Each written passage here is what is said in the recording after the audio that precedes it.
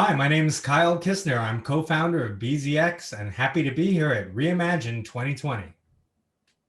Hello, everybody. Thank you for tuning in to Reimagine 2020, the Halloween edition of Tales from the Crypto. This is our fourth event within the Reimagine series of conferences. I'll be your host today, Adam, from the MouseBelt team.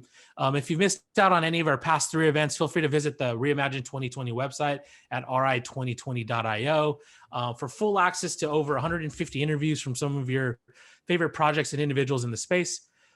Our main goal is pretty simple. It's to talk shop with some of the top projects and leaders in the industry to shed light and help us understand blockchain's real impact and innovation, advancements towards Web 3.0 and the decentralized infrastructure of our future. So without further ado, let me go ahead and introduce you to my guest here today. How you doing? Thank you for joining the Reimagine 2020 conference conference. How you doing? I'm doing well. Thanks for having me, Adam. Cool. So let's go ahead and kick this thing off. Again, thank you for taking the time out of your day. We've been hosting a bunch of interviews for the last few months. DeFi's picked up, obviously, in the last few months as well. And so just glad to have a bZx network here joining and talking with us. Can you shed a little bit of insight? I have questions and things to ask, but give us some insight into your project just to set the tone. Yeah, for sure. So we're a lending protocol on the Ethereum blockchain. What really sets us apart is that we have a generalized DeFi trading platform built in. So if you go to Fulcrum.trade, you can go leverage long 5 times, 4 times, short on a variety of assets, including some of your favorites like Link or 0x or others of that sort. So you can lend and you can earn interest. You can trade and you can bet on the direction of the market, or you can borrow assets using your existing assets as collateral.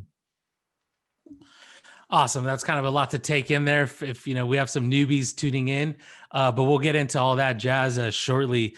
So Kyle, what's kind of your background? You guys have been around for quite some time, obviously ahead of the game too. Everybody knows DeFi now, but you guys have been in development for a little bit.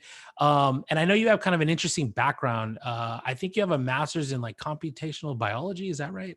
Yeah, that's correct. Has that helped you? Did that help you at all in the crypto space on the development front? Yeah, I would say so for sure. So, the computational side of things gives me a certain amount of technical competence. And then the fact that it was a graduate degree gave me a lot of experience doing research. And I think research is a really important part of the development process. Yeah, I mean, I would agree, especially in an emerging kind of technical advancements, right? Kind of understand, experiment. When did you first actually come across Bitcoin? So I came across Bitcoin back in about 2011 or so. So I was an undergrad in university. I had been hanging around these sort of computer security hacking circles since I was a teenager. I was around 14 years old. I kind of stumbled upon it when I was playing this game, Diablo 2. And so people in that community, they were very much into cryptography and, sort of connected into the cypherpunk community. So in 2011, they were talking about Bitcoin a lot, and I kind of started learning about it. I started learning about the underlying blockchain. I thought blockchain was very promising. I remember I was 21. I went to my dad. I was like, "Oh, you should learn about this blockchain, this Satoshi Nakamoto. He should win a Nobel Prize in economics. This is amazing." I was really taken by it very early on, but I had big concerns about the friction of Bitcoin and sort of living up to its promise described in the white paper as peer-to-peer electronic cash. No matter how many times I turn it around in my head, every time merchants were trying to get away from volatility, they incurred friction going between Bitcoin and fiat. So I felt like Bitcoin wouldn't work, but I was super interested in the underlying technology, and I kept learning about it and got into things like colored coins and eventually Ethereum, which I felt like had really landed on the right idea. That's interesting. And the reason why I asked kind of about your background really was because, I mean, we have, students watching this and maybe people thinking about different career paths. And it's always fun to kind of catch everybody's journey into blockchain, from traditional finance or like the healthcare space, and different kind of, the business side of things, marketing. There's always opportunities on the blockchain side, and it's always fun to hear everybody's stories when they first heard about Bitcoin. So you came across Bitcoin in 2011, and you're figuring out kind of, the application, and it makes sense, but there's some friction there. So what were your thoughts there on, and you're talking about on and off ramps? Is that what you were talking about originally? Yeah, exactly. Because the idea is like, oh, okay, back in 2011, people were like, oh, we're going to start paying merchants with this. Merchants are going to accept it because merchants are paying, very high fees due to credit card companies and all of that. But people would bring up, oh, okay, Bitcoin is volatile. Won't the merchants want to have some kind of stable coin or somehow be protected from volatility? And so there's, there was a flood of all these ideas for how we could architect, payments on Bitcoin. But at the end of the day, there was just this bit of friction where, essentially the problem is that fiat money has huge network effects, and it's going to continue to be sort of like, it's going to have a gravitational pull for anybody doing payments. So every time you try to insert Bitcoin, it ends up just being like an extra middle step that's frictional and doesn't contribute a lot to the end product. And so that was the problem that I kept seeing.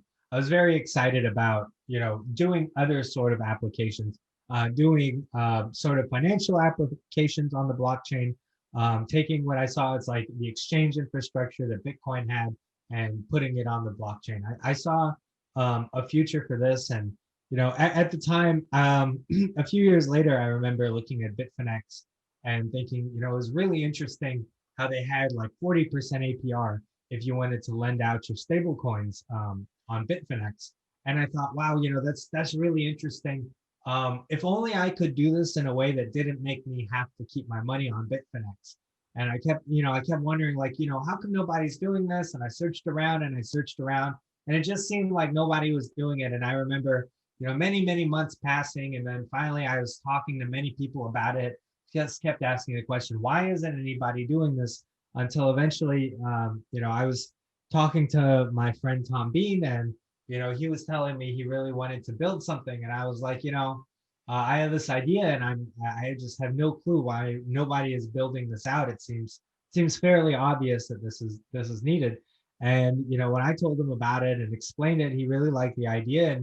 But his reaction was like, but there's no way nobody else is doing this. I'm like, but they are. And so we searched around, and nobody else seemed to be doing it at that time.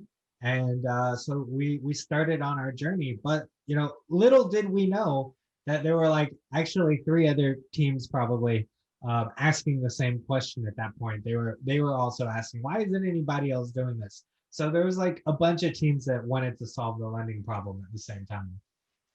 And what were you getting? Like, what were your resources?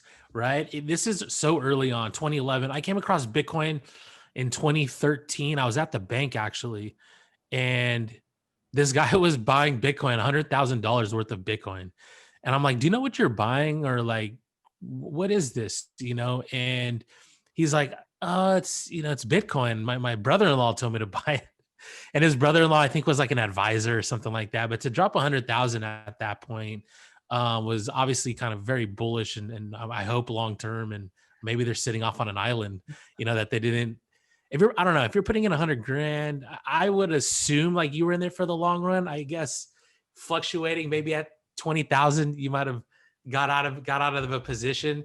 But for those like that having been in that early, like, what were some of the resources you were looking at? And then what were, it seemed like nobody else was working on it, but you came across a couple other teams. So, well, we didn't come across them. The thing is, we had all basically, squared down on the same idea at the same time, but it took a while before, anybody announced anything or anything like that.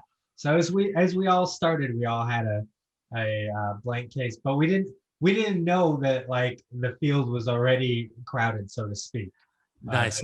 Again, and then obviously like Ethereum comes out like in 2014. So was this right around your idea when, like, were you already developing prior to Ethereum? So no. I had, seen Bitfinex and been interested in that like pretty early in the game, but it was only around 2017 that I started really asking, like, why is nobody building this? Why is nobody building this? Especially as like the ICO craze had started taking off. I was like, there's a pretty clear path to funding now. You could be asking that before and it'd be more of like a sort of idle question. But around the time that the ICO craze is taking off, you're looking at basically this new sort of way of raising capital, this new sort of opportunity. It had this very democratic promise to it, where it's saying like, hey, no matter who you are, you can be any random person, and if you have an idea, you have a business you want to start, you can start it. And I very much took that to heart, and I said, you know what, I'm just some guy who got his graduate degree and is looking at the industry, but the industry is telling me that anybody can do it, I can do it. So I said, okay, I'll go ahead, I'll do it. Let's build it out, and let's see where this takes us. And what were you doing? Like, were you working or anything, or you were in school? Yeah, so I had graduated. I got my graduate degree. I had been working doing vaccine research on strep throat. After I graduated and I got out of that, it was basically like I had this. I had at the same time I had been really researching the space and really getting to understand kind of like the contours of it, and I sort of had like a syndicate of sorts sort of spring up around me because I kept sort of noticing opportunities. So there was sort of this transition period where I was, I guess, I fell ass backwards into kind of directing a lot of capital.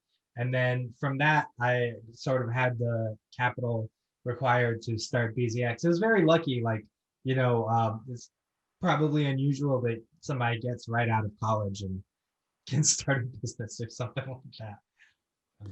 No, totally. And I'm glad that the reason why I'm asking, right, is because we have this audience like taking a peek, and it's always good to, again, like the journeys and kind of how we all stumbled into it, right? Like I came across Bitcoin at the bank, and then I was in grad school. Yeah. Around that period of time, 2014, 2016. And I just remember my buddy in class was like, you heard of Ethereum? You heard of XRP? You heard of, all this stuff and Coinbase and kind of interesting story. And then I ended up, I've known my co-founders for, like 10 years or so. And they were on the development side, we're building out products, and actually a decentralized margin trading platform. It was called Lendroid back in the day. Do you remember Lendroid? Yeah, I remember Lendroid and Big Nash, and saw him in February at East Denver. I remember actually we had quite a few people when we started up. They came in, they said, why are you guys even bothering when there's Lendroid? Yeah. And we were like, I don't know. Like, it's cool, Lendroid is there and all that, but at the end of the day, it comes down to execution. People were like, oh, I don't know, I heard about Lendroid first, I'm really bullish on Lendroid. We're like, okay, that's great, that's fantastic. So yeah, it's pretty we knew Lendroid for sure. Yeah. Yeah. So we helped them kick it off and build some things and whatever. That was a long time ago. That was like, I think like during the ICO craze when we were just ramping up. So anyways, that's that. So that's how I got involved in, small world, that, kind of similar, but so yeah, let's fast forward. So how do you put this team together? You start bZx network, and you're trying to solve these problems, right? And so what's kind of going on there now that you're kicking this project off?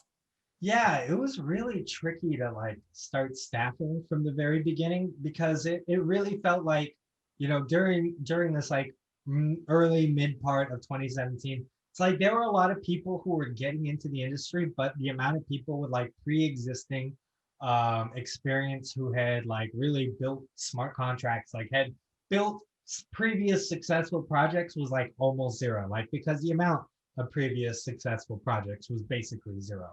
um, at that point. There were a lot of fledgling projects, like 0x and Kyber, so promising, Maker, all of that so promising, but nothing that had really proven itself at that point. So, we started trying to, reach out from our respective networks. I have a good friend that introduced me to a fellow named Adrian Lee, who works at Truffle now. And Adrian had worked at some Y Combinator companies previously, and had done a lot of consultancy work, and he was very confident developer. And the network we got him from was extremely strong, and we got him to basically help build out the front end of everything, along with Tom. He built out our JavaScript library. He built out the initial portal that we used to kind of like demo the proof of concept. We started just really trying to dig through our networks. It was very difficult, and the company was like very short staffed for a long period. The early section where I would be basically doing community management and biz dev and research and marketing and just about every role under the sun. Eventually, we started getting people who were really passionate about the project, who just sort of like started doing the work without even being paid. Like, so, like Chris, our current community manager, and Sunny, they just, were part of the community and got really excited and involved and just started contributing. And on the development side, we started working with a development house called Protofire. We found out about them because they actually made a pull request on our GitHub repo, and it was actually like a useful pull request that showed comprehension of what we were doing and kind of signaled to us that they could be potentially pretty useful. They were able to help us source some talent in terms of extra blockchain developers and engineers that were able to sort of supplement Tom and his development work. And that worked out pretty well for us. As the industry sort of matured and more people started coming into it, we started doing more like in-house recruitment.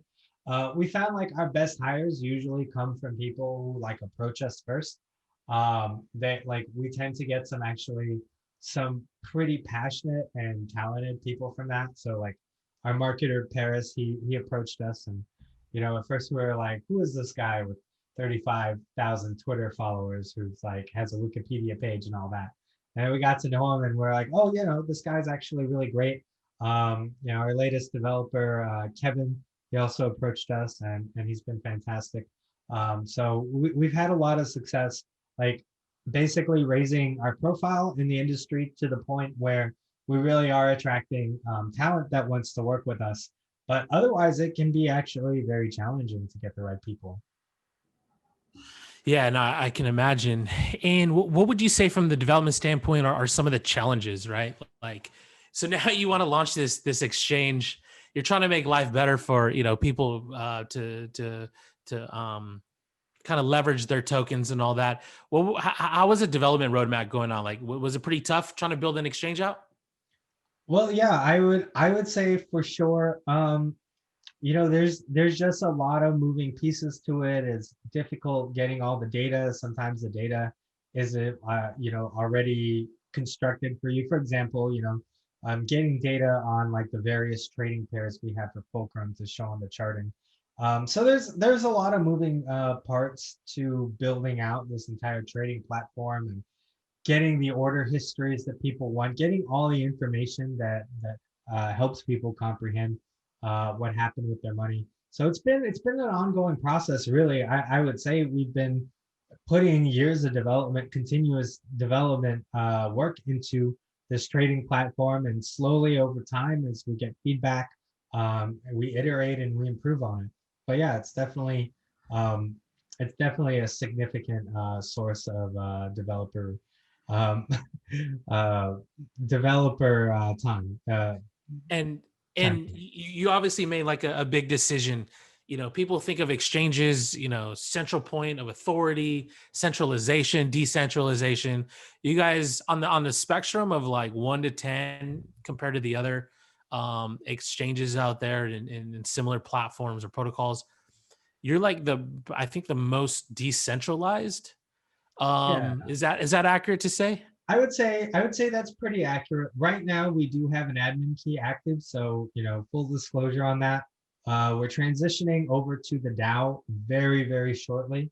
So we're really excited about that. Once we hit the DAO, we will be fully decentralized. By far the most decentralized protocol. No centralized oracles or anything of that sort. So yeah, we think that's one big part of our value prop. We have like a pretty fair token distribution compared to the others, and we're like very community oriented. We have like a governance forum, and we have bi-weekly governance calls. So every 2 weeks, the team takes questions. People discuss various topics for governance. People write about it on the forum. So we have our community making a lot of the decisions, and that's something we pride ourselves on, and something we think is going to be one of our strengths going forward. And to go back to the decentralization part, what's kind of the motivation behind that? The motivation behind the decentralization, well, I think, from a regulatory standpoint, this is getting to be like a better and better perspective, a better and better position. So like the regulatory sort of landscape is making it more difficult if you want to be centralized. For example, like if you have a centralized exchange hot wallet, right? Then you don't know who if you put funds into it and take funds out of it, somebody from the outside won't know if that was just one person's funds. So it creates kind of like this dark spot in the financial ecosystem whenever you have addresses that are centralized that mix up a bunch of funds together. So from a regulatory standpoint, it's much easier to have everything done transparently on a public ledger. That way, there's not regulatory concerns about AML or KYC because you're very clear where the funds are and where the funds have went the entire time. The other thing is that it makes composability easier. So we want our protocol to be widely used by other protocols. That's like a business decision. And when And I think, and not to cut you off, but that's pretty important there on the composability part, right? I think, for those watching, there's protocols, there's platforms, there's dApps, there's various kind of, I guess what we call money Legos. So yeah, I didn't mean to cut you off, but composability, how other platforms and other startups can leverage the bZx network or exchange. Yeah, people always take into consideration how much whatever Lego they're using is going to change from underneath them. So, like Uniswap is a lot more valuable as a Lego for not having an admin key than it would be with an admin key. Even if an admin key might give them more flexibility, oh, we get to change fees, oh, we get to change token models, all of that. There's a very comforting sense of regularity and that you get from the immutability of Uniswap. So maximizing the decentralization also makes it easier for others to make use of you without feeling like they're adding extra systemic risk, like of your key being stolen or something like that, or you going rogue. Yeah, exactly. And do you think that, since we're talking about I'm talking about decentralization and centralization, that some of these centralized exchanges can convert over? I don't see why not. I think that could be on the horizon of some of these centralized exchanges. I think definitely if you want to see sort of a blueprint for what that might look like, FTX, SBF at FTX is very strongly trying to direct their trading and their volumes over to the Serum DEX on Solana, which we see as getting quite a bit of traction. We're even talking to them a little bit because we do see, at the end of the day, we look to see where the volumes are at, and the cash flows follow the volume. The cash flows follow the volumes, and at the end of the day, we're interested in maximizing the amount of cash flows our protocol is able to generate. So we're looking at Serum, we're looking at Solana, and that looks to be like the blueprint of how you might go about moving your volumes from a centralized exchange to a more decentralized exchange. Obviously, Solana is not Ethereum sort of sovereign grade decentralized, but it's at least medium decentralized. Yeah, no, interesting. So yeah, I mean, I think, and what makes,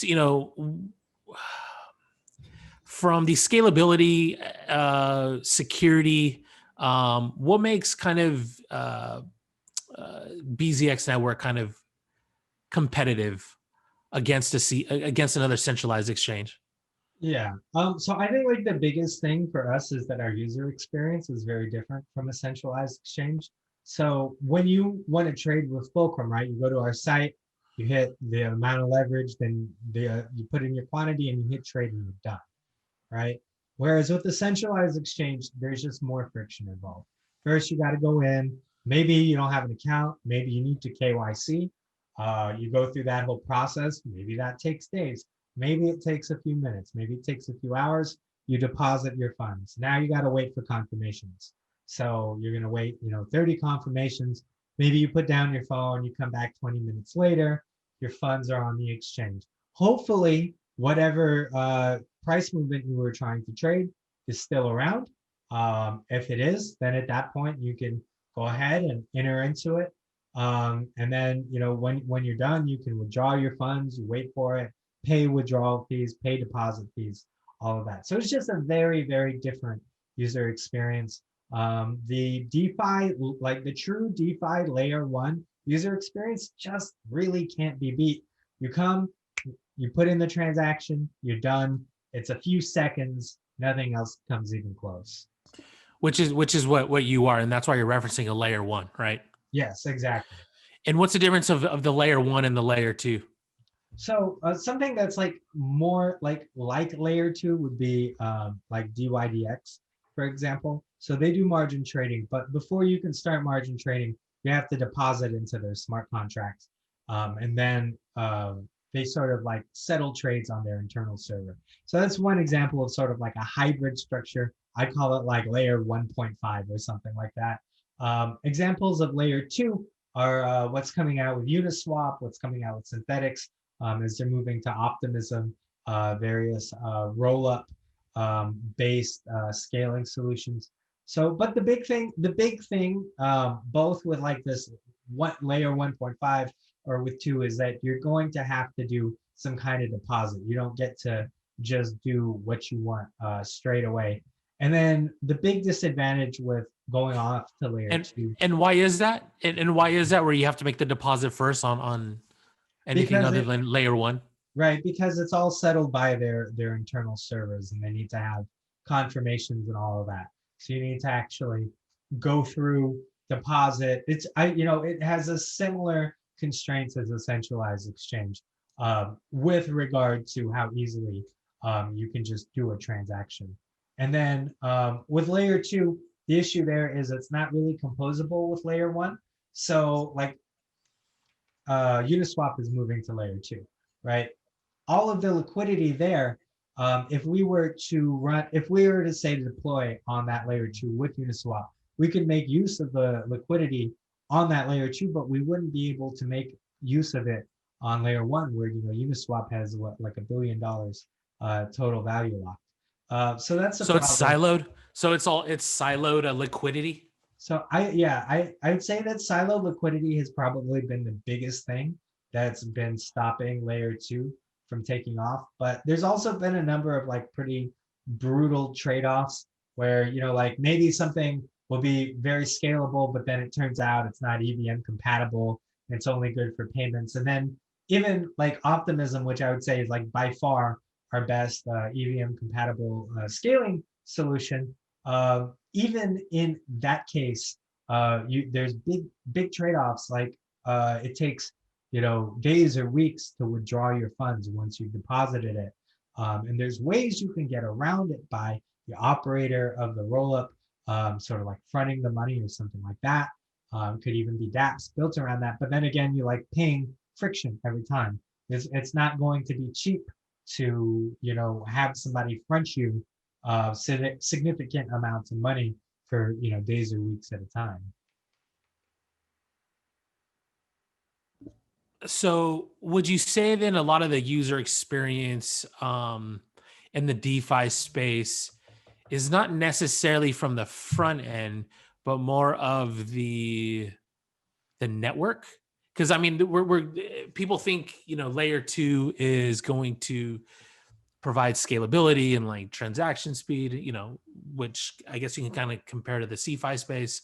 But would you say a lot of the user experience and the congestion is more from the network as opposed to, you know, bZx, like interacting with bZx directly? Yeah, I mean, for sure. It's, you know, what people are facing right now is definitely congestion across the entire network. It's very expensive to interact with most contracts. One thing we implemented that we think is helpful is a native chi token integration. So you're able to basically do your transactions at a much lower gas costs. Um, but yeah, otherwise, you know, the thing is that layer 1 is very much in demand. It has the network effects, it has the liquidity. It's not very certain that that's going to change anytime in the near future. Even if layer 2 solutions um, come out and work fairly well, we shouldn't necessarily expect them to take off, just because there is so much value in the interoperability and liquidity that already exists on layer 1. And does this play into like sticking to layer 1 kind of advantages? So sorry, so going over to layer 2, actually, that means you're building on a different blockchain? No, no, not necessarily. So Okay. layer 2, well, I mean, actually, no, they're not necessarily, just no. Layer 2 would be like a roll-up solution. Like, I mean, in this case, what would be most appropriate for us is optimism. But, you know, there's other roll-up solutions like And Zcash. and roll-ups, you mean batching transactions? Yeah, yeah, exactly. Using zero knowledge proofs. Cool. So what do you think's on the roadmap, I guess? So what kind of features, let's talk about bZx network and the exchange exactly. So what kind of features? I mean, we're hearing about yield farming, we're hearing about like exchange aggregators, right? To find the best dexes. Like what how do you guys play into some of these upgrades and features in the DeFi space? Yeah, so one thing we're looking at really closely is facilitating trading and borrowing for the long tail of DeFi assets. So, you know, what we want to enable is a sort of experience where we're kind of like the lending and margin trading equivalent of Uniswap, where anything can be listed and anything can be traded. So this is probably the biggest new feature that we're coming out with at bZx. Essentially works by leveraging our bZrx tokens. And you stake those tokens to a specific trading pair. In exchange, you get a percentage of the trading revenue, but you also serve as a backstop in case the borrowing pool experiences counterparty risk as a result of, say, you know, that asset being a rug pull or something like that. So by staking your bZrx, you essentially create a debt ceiling. And you're entitled to some percentage of the trading fees. What this also does, though, is we're generalizing this mechanism across all trading pairs that we offer, both the whitelisted and the permissionless. And this actually gives us market-based mechanisms for assessing the risk parameters assigned to various assets. So if yields are very high for staking your bZrx to one trading pair, we might be able to infer from that that people think that the risk parameters are riskier on that pair than others. So this is a very helpful feedback mechanism for governance that, like, very generally will function as an insurance fund that protects lenders, but is also a killer feature in letting our lending protocol sort of become like the Uniswap of lending. Wow. So there's a lot of things going on there. And this is kind of in response to just kind of the market. You guys have always kind of been leading the way. Is anybody else experimenting with this? Not that we know of yet. We've heard of some people talk about wanting to create like a Uniswap of lending, but we haven't really heard anybody explain how they would do it. So we believe the information we put out is like by far the most conceptually complete accounting of how it would be done. And I keep referencing bZx, but what's it? How do I distinguish bZx, Fulcrum, and then your other product, Torque? Yeah, bZx is the protocol. Fulcrum and Torque are the products. Fulcrum is lending and trading. Torque is borrowing. Nice, nice. And how's Torque coming around? Torque is coming along well. It has a pretty unique feature that the others don't really have, which is that you can get indefinite fixed term loans. So our interest rates are quite competitive, and you can lock them in. You can't really do the same at the others. So Aave has some fixed term loans, but the interest rates are quite a bit higher. Sorry, fixed rate loans, but the interest rates are quite a bit higher. So that's sort of a unique thing that you can only really get at Torque.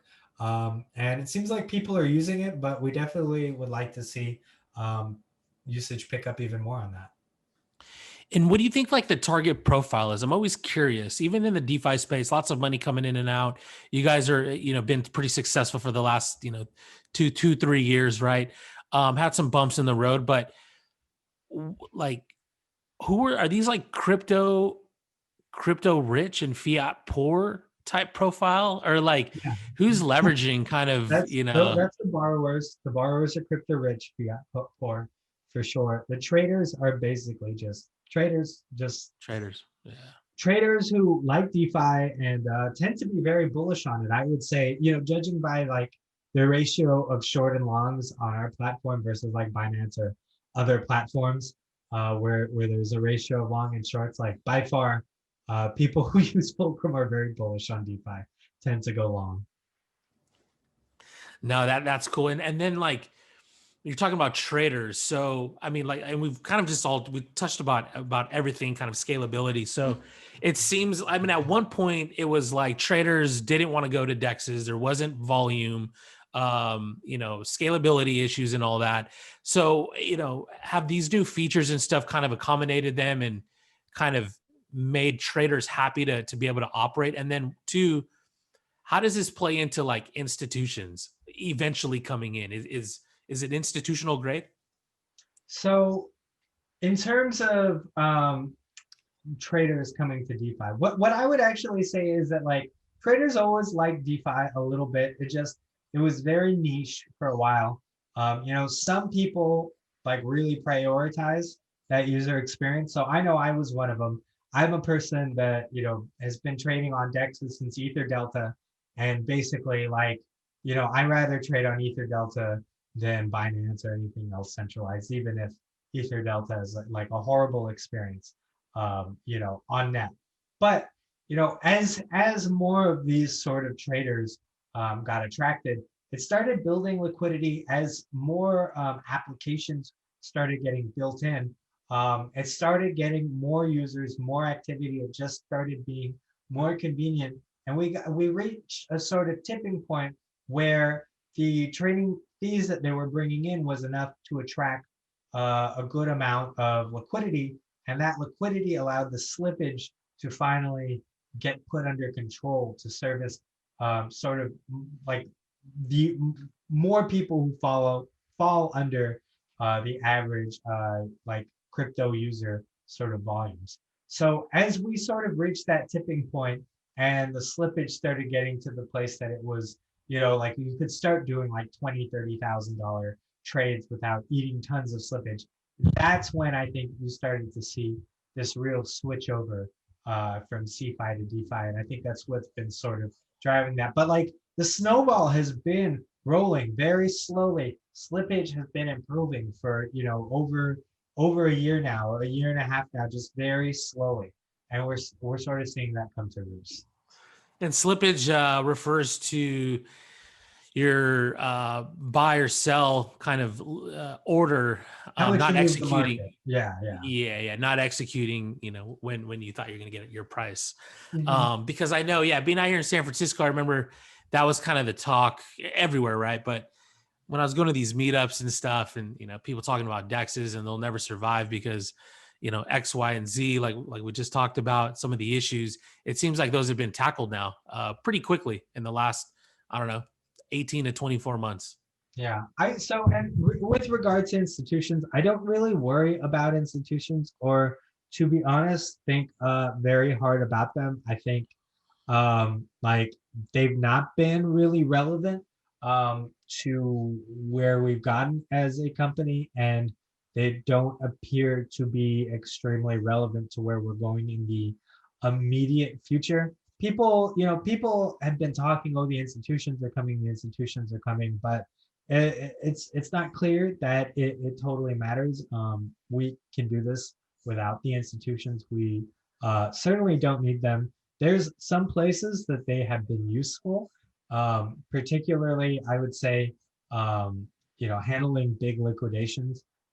They have the capital for that, that maybe not many others do, and especially when it comes to maybe like Set Protocol or Maker, who have particularly large liquidations.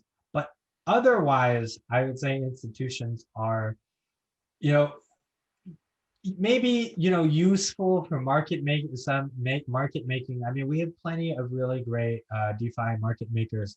So like in terms of needing like Bank of America or like Goldman Sachs or something like that, there's no real argument for why we need that or what immediate value that provides. And what kind of order books do you guys have? So we use Kyber liquidity right now, but we're also going to be offering Uniswap liquidity in the near future. That's not really been announced too much, but it's true. So it's maybe a scoop. Awesome. We'll make sure to highlight that. No, I'm just kidding. And kind of, in 2017, ICO, what was the thing, right? You invested, you got some tokens back, and you kind of just prayed that a product was developed off the white paper. Fast forward, we have like yield farming and like governance kind of tokens. Is that kind of the same mechanism? How do you see, this type of increasing liquidity and kind of engaging more users, right, to the protocol? Yeah, I mean, yield farming is definitely, I would say, the ICO evolved.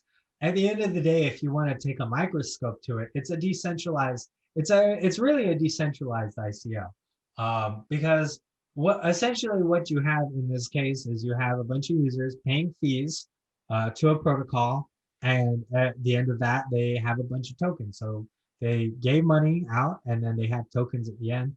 Where do those fees go to? Goes to everybody holding the tokens. So in this case, you sort of decentralized the ICO. I think that's sort of maybe one of the key insights behind why yield farming has worked so great. Took something that we loved and decentralized it in a way. Yeah, no, it's interesting. I mean, what do you think about it though? Like, do you think it's effective? Like, is it short term, medium term, long term kind of short-term effective? Sustainability? Basically a burst of marketing. I did a presentation on it at Dystopia Labs.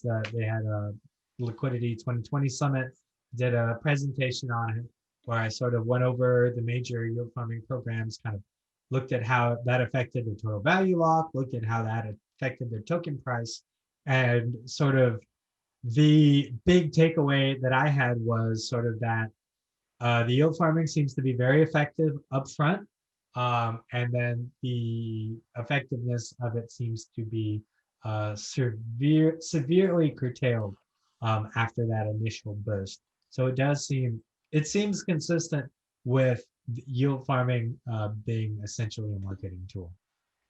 Yeah, kind of bootstrap a little bit. Help bootstrap. Yeah. Cool, man. So I know we got a couple minutes here. What's on the roadmap? I think you said your governance token's coming out, or the DAO should be launching. What else do you want to share? Staking, then the DAO, then permissionless listings. Those are the big things on our roadmap right now. And these are all kind of features, right, to engage the users on the platform, right? Keep them there, make utility of the token, make utility of all the mechanisms, right, to provide like rewards and financial, I don't know. I mean, and it's really about decentralize the protocol and really giving it to the community, letting the community have full control over it. So I would say that's really, staking in the DAO. Those are the big ideas there. But also to kind of make the token make sense. Once the community is decentralized, it can vote on things like fee sharing, and distributing profits to token holders, and then you don't have to worry about securities regulations and whatnot when it's a DAO doing it. Yeah, nice. And I know obviously a lot of security and vulnerabilities with exchanges. How have you guys? You've had a few attacks this year, but like still successful. So I think that says something about the community you have, the products and kind of features that you offer. Coming from an audit standpoint, like it's probably a lot of work, but how have you been able to maintain some success after kind of these hacks this year? Yeah, I would say the biggest thing that really helped us was having our protocol structured in a way that it was capable of dealing with any kind of sudden shocks. So we had the protocol sort of um, it left any sort of malicious transactions sort of in limbo before it sort of finalized what was happening, which let us come in, um, you know, talk with the community, talk with the team, and figure out, okay, how do we just sort of jujitsu neutralize this whole thing? And we were able to basically redirect every possible insult to the protocol towards the insurance fund gobbled it up, and we just kept on moving. So we're really thankful to have designed this thing and have the fail safes in place to really be the most resilient protocol in DeFi. Totally agree. And just to kind of preface what I said, like all exchanges get hacked. I think banks get hacked, I don't know, a million times a day. I think exchanges get hacked every day. Like it's not unusual. So, and I think it seems like the community understood that a little bit, right? I mean, you still have volume going, you're still moving along, you still have users, leveraging the platform. Yeah, every time we've gotten hit, it's hardly ever done anything bad to our total value locked or our trading volumes. First time we got hit, we hit a new all-time total value lock like basically hours after our trading volume exploded. This time around too, our total value locked has been super healthy. Our trading volumes are growing. If you look at a last tweet by us, we had $1 million in 24-hour trading volume. So we beat out 1inch exchange in terms of Kyber volumes. Kyber's own DEX, only had around 300K worth of volume. So we did over 3 times the amount that like Kyber's DEX did in the last 24 hours, which I think is like really great. We were 25% of all of Kyber's volume in the last 24 hours. And that includes like a lot of different dApps and sources. So clearly, we're coming back. Yeah. No, it seems like it. And another thing I want to touch on, like this is all being built on Ethereum. Do you see another competitor? Do you see like how do you or potentially being interoperable with other blockchains? Like how do you see kind of the obviously everybody's building on Ethereum, but do you see kind of a future of some competitive chains? Do you just see some interoperabilities amongst chains, but sticking to Ethereum? And I know they have their layer 2 solution coming out, whenever that gets launched. But what are your thoughts there on some of that competitive like blockchain, and everybody's being built on Ethereum, but what happens? Only place I see maybe some other activity happening is Solana, and the Sarin DEX. Otherwise, yeah, most of these chains are dead on arrival. They just don't have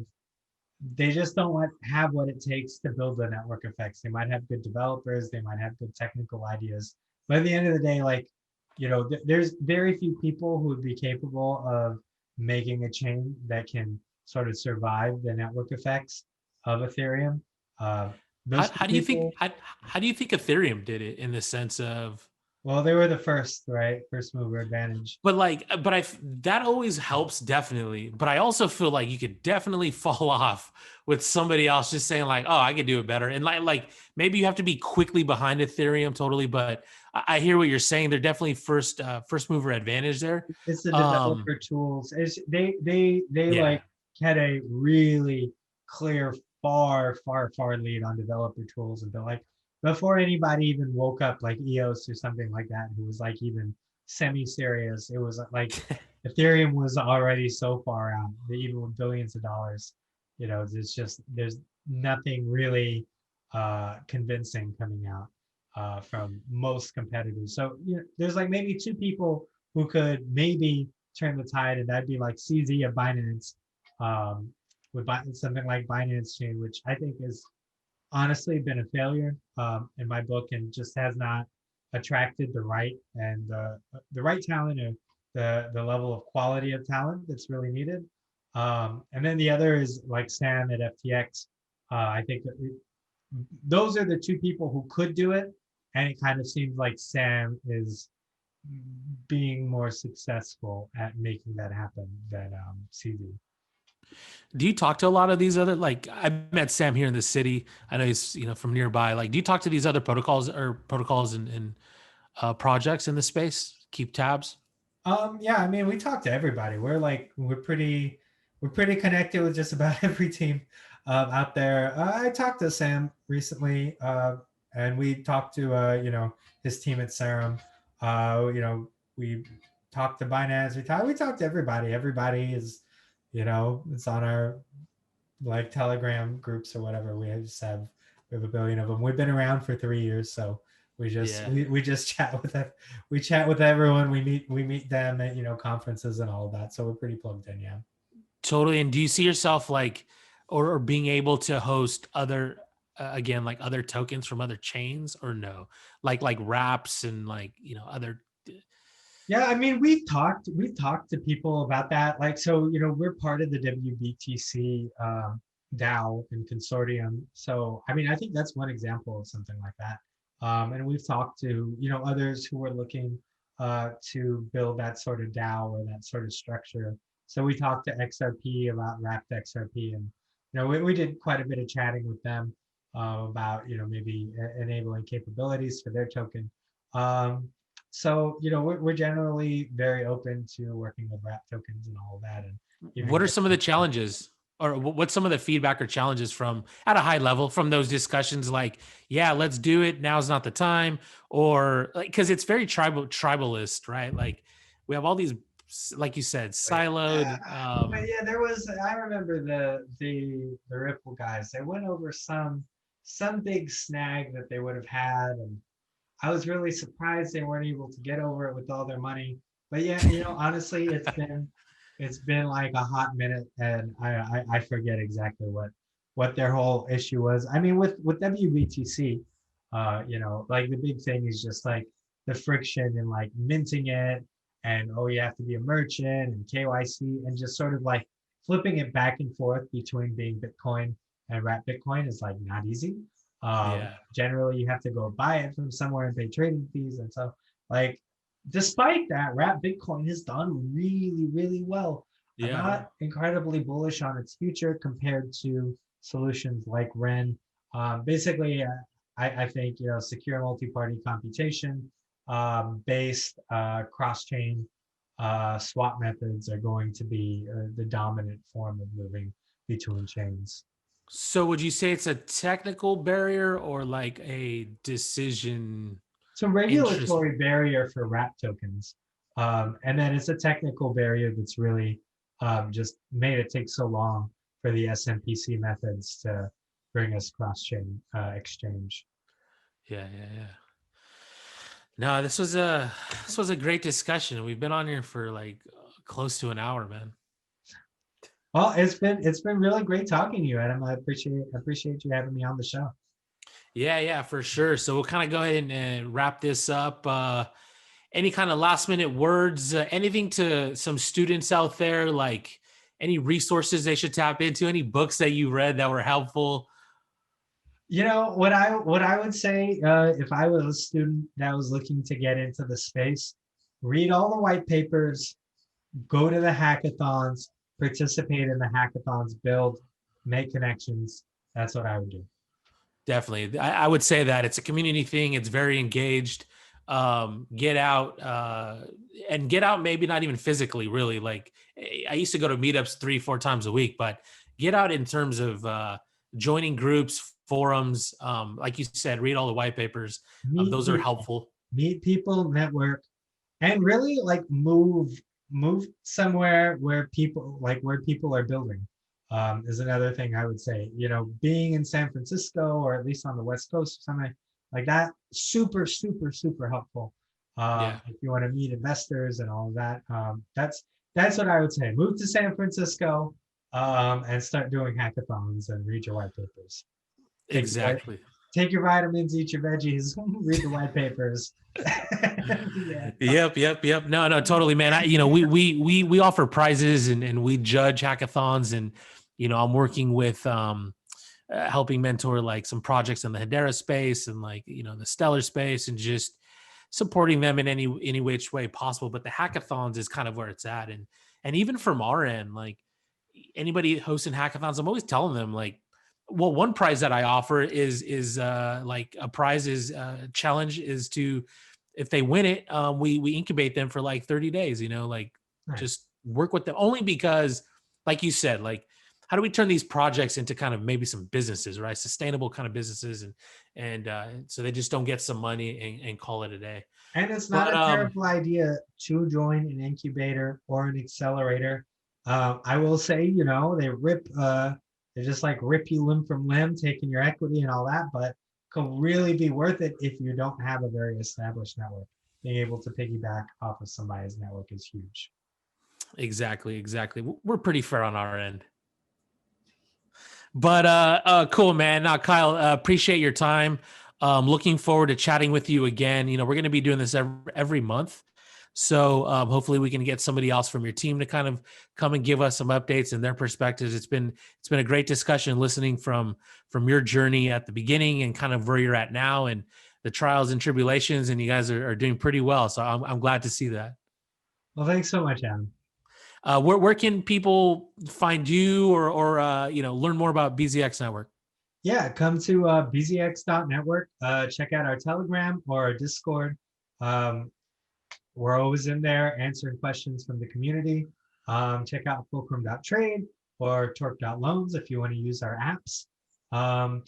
And you can check out our protocol stats at dbank, which it just has a really great protocol, Explorer, and wallet, which we highly recommend. Awesome. So I'll go ahead and wrap this up here. For all of you tuning in, this is Kyle from bZx Network. I'm Adam from MouseBelt. Hope you enjoyed the discussion. So much there about consensus, governance, centralization, decentralization, the purpose of layer 1s and 2s, and everything in between. So thank you for tuning in. Hopefully you enjoy the conference, and we'll talk to all you guys. Bye now.